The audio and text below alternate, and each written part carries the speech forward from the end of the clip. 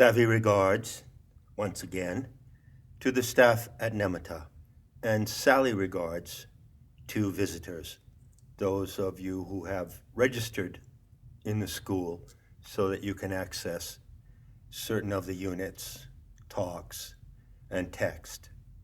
This is the main professor, and I'm here with a short orientation talk to a new course entitled Mythology 101.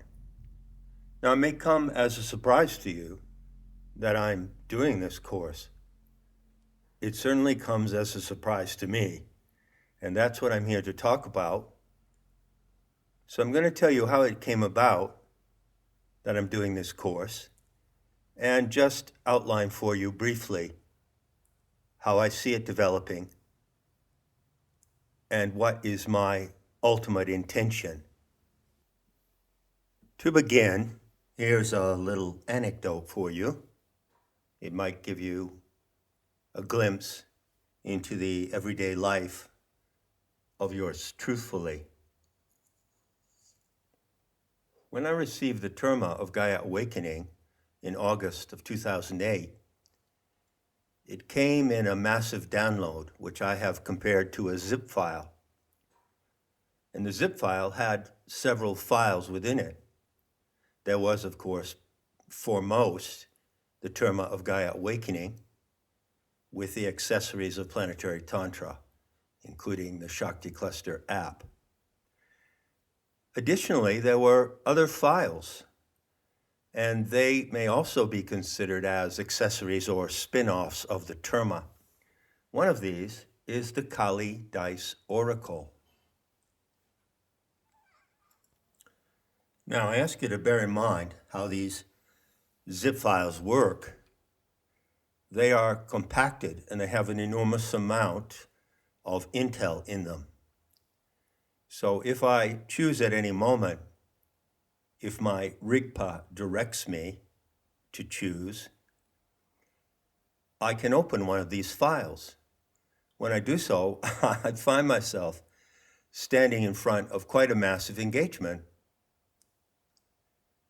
That is certainly the case with the Kali Dice Oracle. Some of you may be familiar with various oracles that have been popular in the New Age or New Age movement since the 60s. One of them is, of course, the tarot deck, which has been around for a long time. I think there are upwards of 60, 70 versions of the tarot deck. Then there are the runes that came out in the 60s or early 70s, I believe. They were extremely popular. You could purchase a little booklet along with a cloth bag which contained a version of the Celtic or Nordic runes. And you would cast the runes in order to receive guidance or direction on a certain issue, or you would put a question to the runes. Following that, there were the medicine cards, which happened to come out of Santa Fe. And they went out under the name of Jamie Sams, but happened to know, being a Santa Fe insider, that they were not written by Jamie Sams. But they were immensely popular for a while, and that version of the tarot deck drew upon Native American mythology, legend, and so forth. So there are many variations of runes that have appeared through the years, and some of them have enjoyed enormous popularity, particularly the Book of Runes from Ralph Blum. So now, there's the Kali Dice Oracle. And this is completely different from any other oracle or tool of divination that has ever been devised by the human mind. See, the standard procedure with a divination deck, for instance, the I Ching, which I worked with for many years, is that you ask a question to the oracle. You ask about an issue, a situation you're facing, or you ask about something on your mind, a question in your life, or a metaphysical or so-called spiritual question. And then you throw the oracle and you get the answer to your question. Kali Dice Oracle doesn't work that way at all. As a matter of fact, it's unique in this respect, well, several respects, but it's unique in this respect regarding its primary design. You do not ask a question to the Kali Dice Oracle. It gives you the question to ask. And that is a complete reversal and a total novelty regarding the structure and use of divinatory tools. So the Kali Dice Oracle is the project of my collaboration with Lydia of Damascus, aka Lydia Zumargin. And there's some material for staff on Nematta regarding the origin of this oracle and what's behind it. As Lydia of Damascus explains, one of the problems in Kali Yuga, this is a divination tool designed specifically for Kali Yuga, the shit mess that we're in right now. She explains that one of the problems in Kali Yuga is conversation.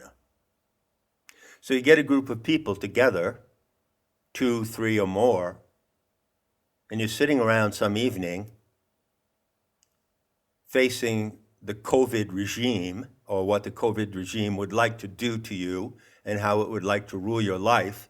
So if you've got time on your hands, so let's have a conversation. But what are we going to talk about? Well, it could happen that half a dozen decent, honest, and well-intentioned people in a room could have a conversation in the course of 3 hours that built and developed into what I'm going to call a consensual insight. In other words, the conversation would not be random. It would have a direction. It would go to something pertinent and urgent that needs to be seen at that moment. But the odds of that are what? Well, the odds are the odds. The odds might be low because it may so happen that the different individuals in the group have different priorities, obviously. They have different concerns. So the conversation bounces from one subject to another, one theme or another, and it doesn't actually take a direction and reach a point where everyone involved in the conversation can share at that moment a mutual insight, which is pertinent to each one of them, but also a transcendent insight. Kali Dice Oracle solves that problem.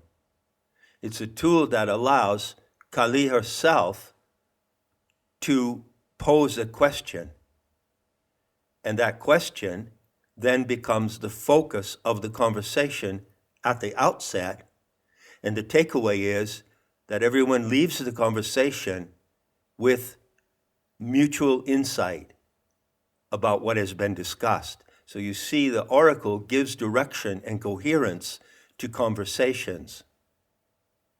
That's one of its main purposes. That is its main purpose. Now, the Kali Dice Oracle is a project of Nematta. It's one of the projects intended to be developed as a kit. And in this kit, there is, first of all, a beautifully designed box with this Kali yantra on it. In this kit is a booklet or manual which contains the leading themes and topics of the throws and other orientation material. And there is a beautifully designed leather belt that you join to form a circle, and you throw the dice in the circle. That already symbolizes that you are going to have a conversation within specific boundaries, which are defined by the oracle itself. Along with the kit, of course, come the dice. And there are 2 dice. And these are the special dice of Kali, which are called the dice of 4 pips. So they only have 4 numbers, not 6. 1 through 4, the dots or pips, and then they have the 2 letters R, and G. So there are 21 throws in all combinations of the Kali Dice Oracle.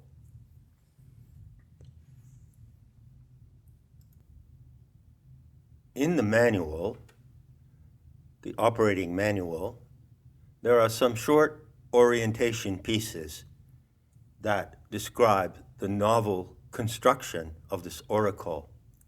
So this manual, written by Lydia of Damascus and yours truthfully, honestly, I have a little difficulty sometimes knowing who's who. It explains that the 21 throws fall into sets. So there's the 1 set, the 2 set, the 3 set, the 4 set, the R set, and the G set. And each of these sets comprises certain themes, particular themes. And then when you get into the individual throws within the set, like 2-1, 2-3, then you find the specific line, which is called, what is it called? The fatidic.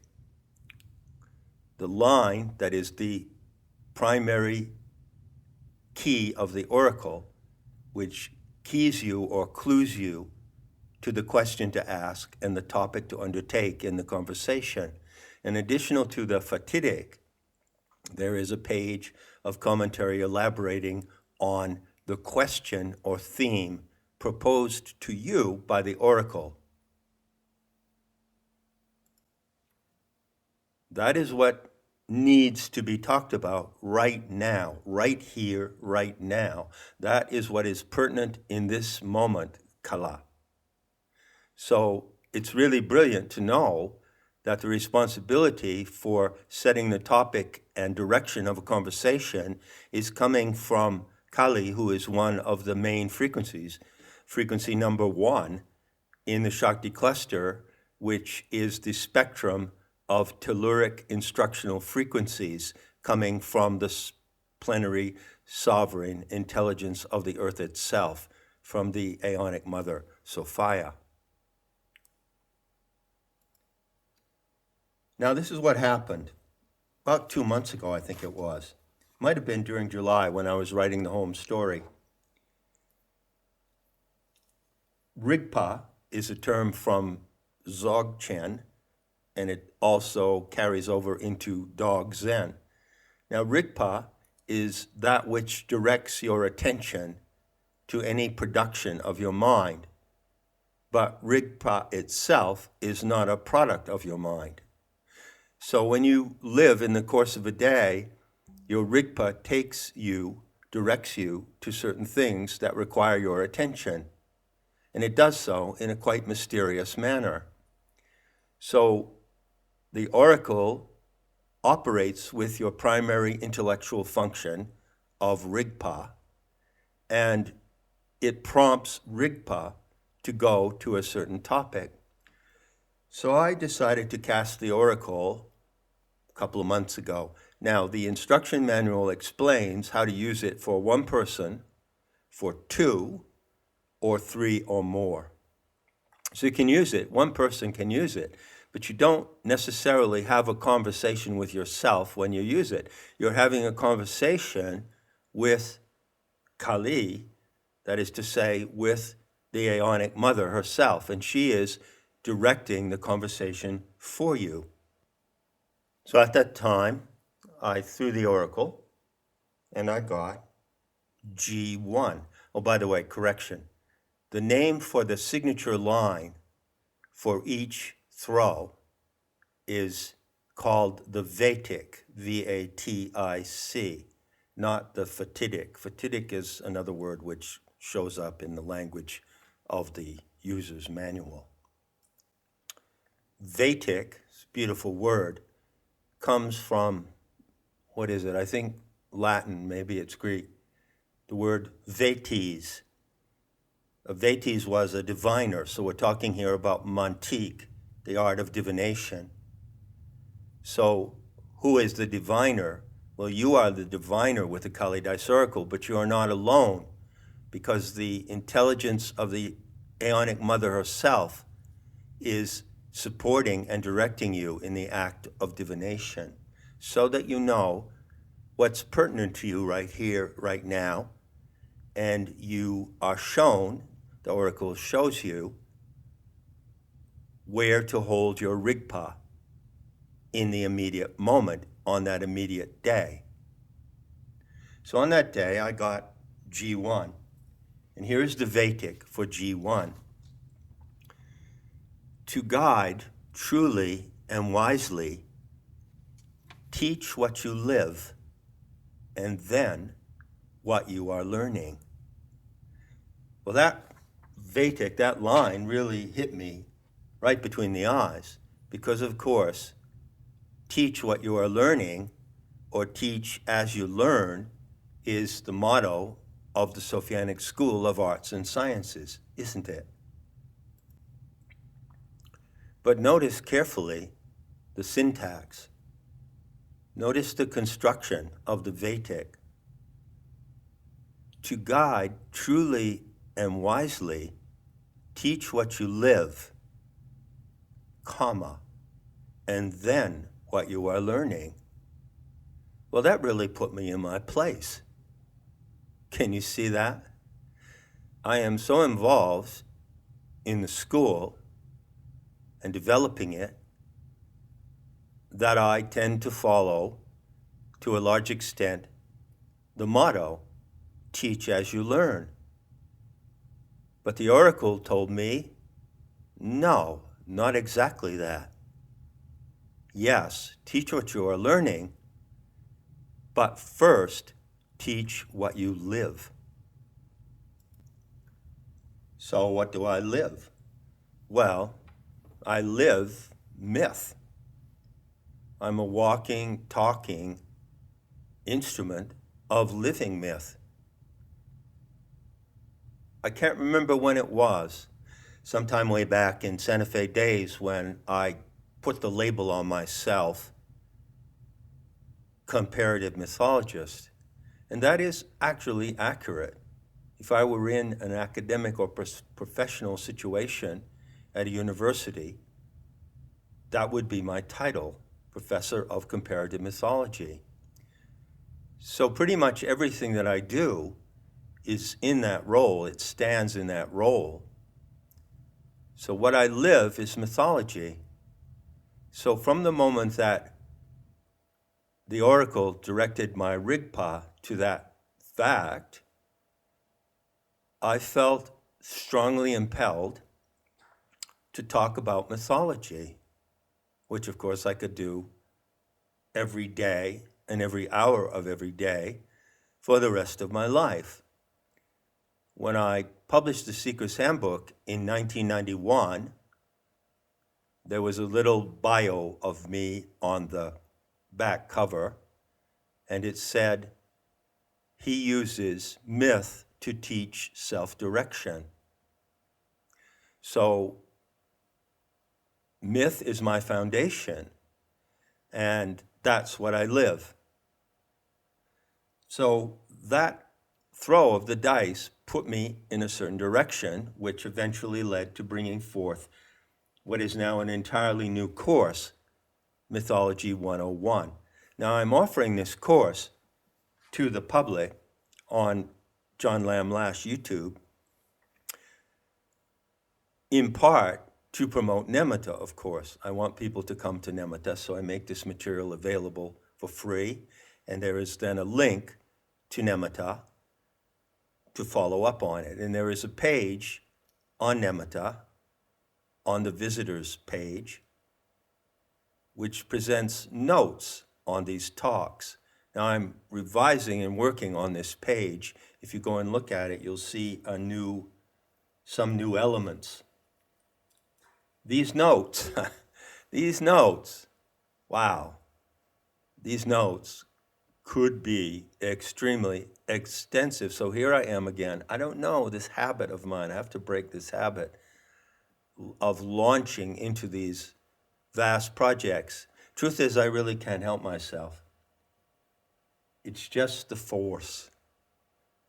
the way that the force comes on, it comes on in waves. So this is yet another wave breaking over me or breaking through me, however you want to see it. And I'm delighted with it.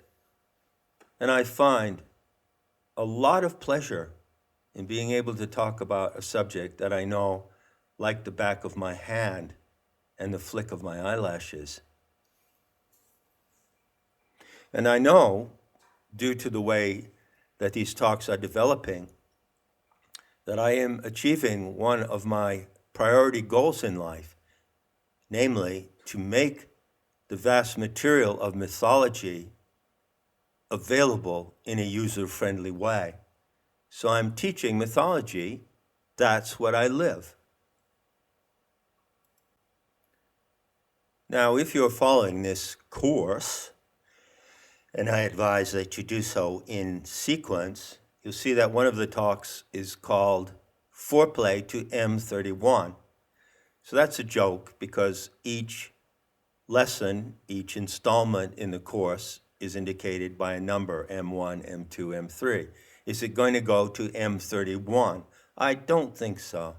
I have more of a sense it will go to, say, M20 or M21 or M22, something like that. But of course, M31 is an allusion to the Andromeda Galaxy and the control group of the current divine experiment unfolding here on Earth. Everyone who comes to these talks on YouTube, and they're also on alternative channels as well, will find a link directly to Nematta. You follow the link in this way. Go to the visitors page, scroll down to the curriculum panel, which lists the units. There's a block of units titled the Gnostic Front, and in that you find the illustrations, notes, references, citations relevant to the course, and that unit is titled Mythology 101 Notes. Now there's another project for Nematta. You could easily envision these talks and the notes as something like a large format book. They used to call it a coffee table book, you know what that's like. And so it would have a chapter for each of the lessons, and in the chapter would be illustrative material taken from mythology and legends all around the world, and some pertinent quotations. For instance, the quotation from Plutarch, which I have listed here with the orientation talk. And so back in the old days, before the internet, I would have conceived this project as developing into a book. Now, it could become a book, beautifully illustrated, lavishly illustrated, and with a book that could be something like, you know, the CD or whatever of the spoken part of the course. You get the picture. By the way, I want everyone to know that one of my priorities as the main professor of the school is to go to books. I see a strong opportunity now to go back to books. And I advise you all, as a measure of getting out of IT and dependence on the internet, to think about reading books. There is a department of the school called Terma Publishing. So there's a setup to produce books. However, as it stands right now, the staff and financing of Nematta do not permit me to go forward with such projects as these, including, as I said, the Kali Dice Oracle, which is a kit that comes in a box. But I see that changing in the beauty to come. And I see an opportunity growing for the projects that are on hold in Nematta to be brought to concrete expression. So that's about it. That's all I have to say in this little orientation talk. To conclude, though, here's a little treat for you. You might be intrigued by the 21 throws. The dice of Kali are unique. Of course, a die is a cube and it has 6 faces. But the dice of Kali only have 4 numbers and then 2 letters, R and G. And of all those 21 throws, well, just think about it for a moment. 1 G, 1 R, 2, 4, 4 R, 3 G. Of all those variations, the final throw is RG. That would sort of correspond to the card in the tarot deck, the 21st card, the World. There is, by the way, a somewhat loose correlation between the 21 throws of the deck and the 21 cards of the tarot, but I handled the tarot very carefully. Won't get into that right now, but I do respect it. I used it enormously for years. I used it enormously. I used it intimately. Many conversations and sessions I had with friends in Santa Fe over the years were centered on throwing the tarot. Or is it tarot? Can't remember. But anyway, just as a treat and a tease, of course,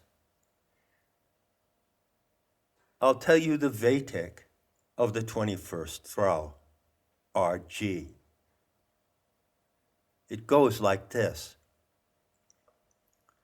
The outcome of the world game turns on one life at a time.